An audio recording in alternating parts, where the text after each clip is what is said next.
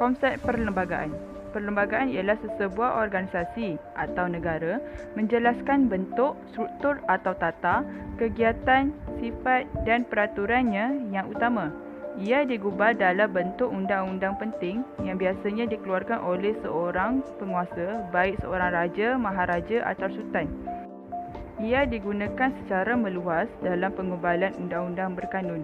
Undang-undang jenis ini ada kalanya digubal mengikut kerelevanan dengan ketua agama. Organisasi-organisasi yang biasanya menggunakan konsep ini termasuklah kerajaan-kerajaan dan badan kerajaan, persatuan-persatuan sukarela, persatuan sekerja, parti-parti politik dan syarikat-syarikat. Terdapat beberapa ciri perlembagaan Malaysia, iaitu perlembagaan Malaysia adalah perlembagaan yang bertulis, yang dikanunkan dalam sebuah buku. Hal ini berlainan daripada perlembagaan United Kingdom yang mengamalkan perlembagaan tidak bertulis. Yang kedua, perlembagaan Malaysia mengandungi 183 perkara dan 13 jadual. Perkara adalah untuk mentakrifkan hak dan kewajipan pemerintah atau warga negara secara kasar, manakala jadual pula berfungsi menerangkan secara terperinci mengenai suatu perkara itu. Yang ketiga, perlembagaan Malaysia adalah perlembagaan beraja berasaskan demokrasi berparlimen di mana perkara 32 menjelaskan mengenai kepala utama negara bagi persekutuan. Keempat, perlembagaan Malaysia bersifat ketat dan sukar dipindah.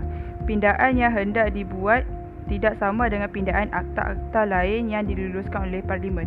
Perkara 159 memperuntukkan bahawa beberapa peruntukan yang hendak dipindah hendaklah dipersetujui oleh Majlis Raja-Raja Melayu dan lain-lain hendaklah mendapat sokongan majoriti 2/3 ahli Dewan Rakyat dan Dewan Negara. Kelima, perlembagaan Malaysia merupakan undang-undang utama dan tertinggi. Ia memperuntukkan bahawa perlembagaan adalah undang-undang yang berlawanan dengannya hendaklah terbatal dengan sendirinya.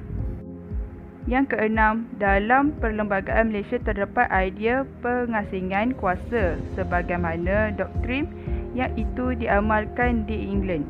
Pembahagian itu dapat dibahagikan kepada 3 bahagian yang berlainan dalam sistem pemerintahan negara, iaitu kuasa pengubalan undang-undang, pemerintah dan kuasa kehakiman.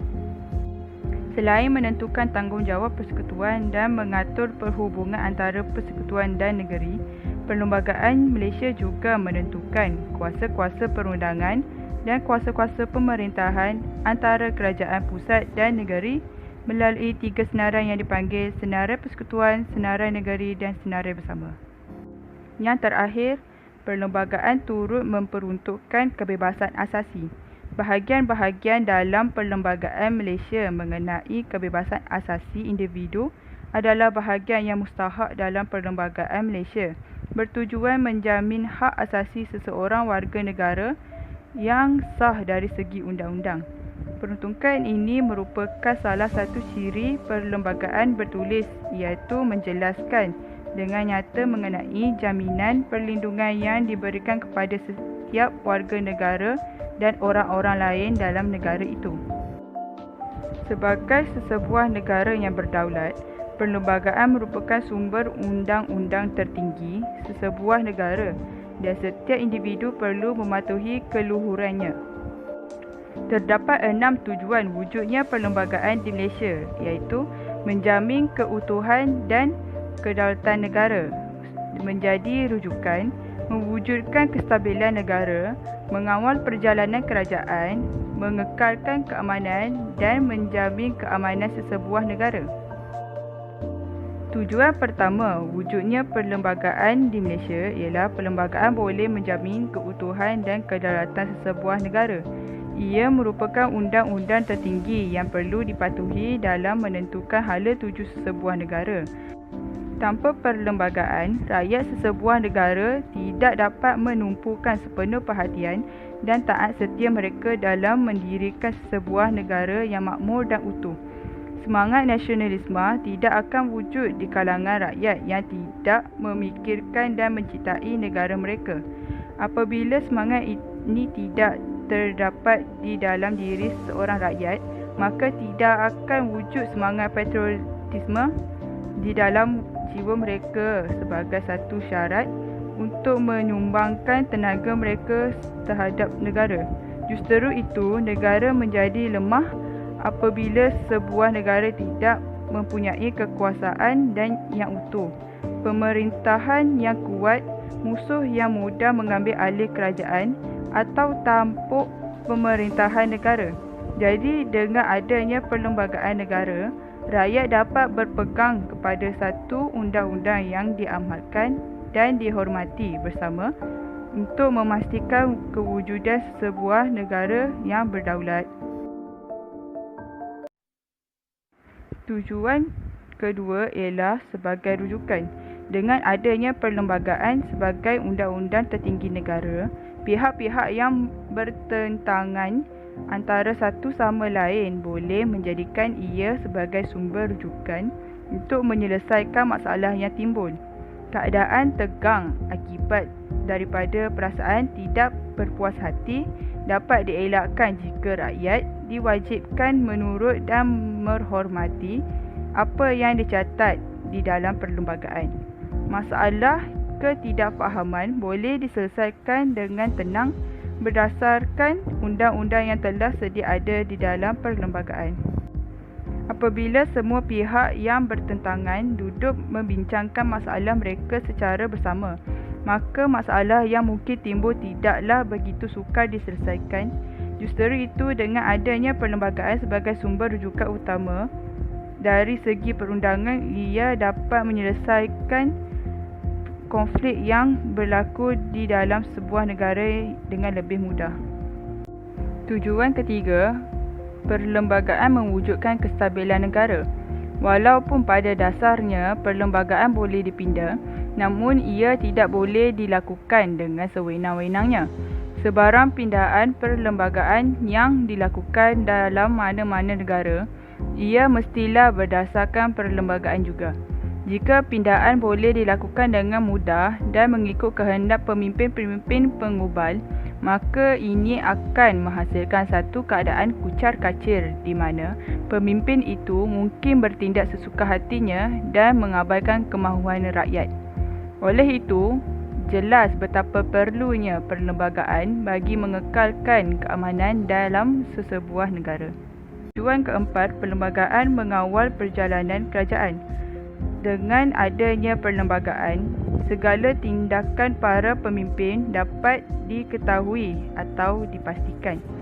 Ini kerana segala tindak tanduk mereka mestilah berdasarkan kepada perlembagaan yang telah dicatatkan, bukan bertindak mengikut sesuka hati. Oleh itu, pihak pemerintah tidak dapat melakukan sebarang perbuatan yang boleh menyeleweng daripada perlembagaan. Ini bererti perlembagaan dapat menjamin agar pihak pemerintah tidak berlaku curang atau menyalahguna kuasa yang boleh diperuntukkan kepada mereka. Tujuan kelima, perlembagaan mengekalkan keamanan. Perubahan pucuk pimpinan yang berlaku selepas proses pilihan raya tidak akan menyebabkan sebarang kesan ke atas negara maupun corak pemerintahan.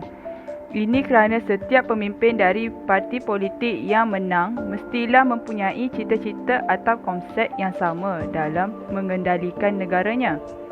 Mereka sepatutnya memerintah negara dengan tujuan yang sama sebagaimana pemimpin-pemimpin terdahulu yang memerintah.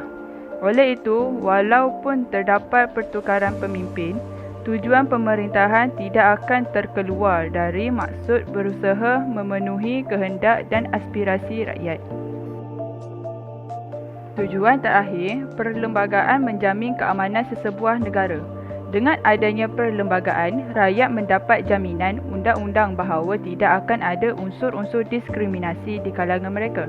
Pembahagian kuasa dinyatakan secara jelas dalam perlembagaan antara rakyat dengan pemerintah serta badan perundangan telah memisahkan antara satu sama lain daripada melakukan penindasan dan salah guna kuasa.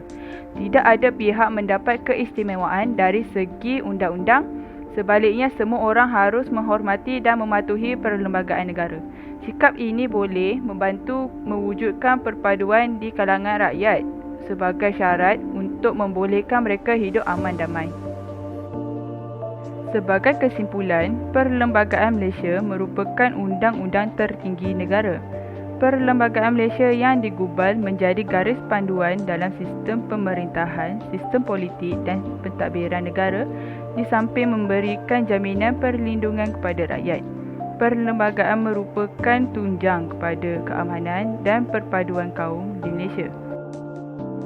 Permuafakatan sosial yang dipersetujui sewaktu menggubal perlembagaan merupakan persetujuan yang telah diterima oleh pelbagai pihak pada ketika itu.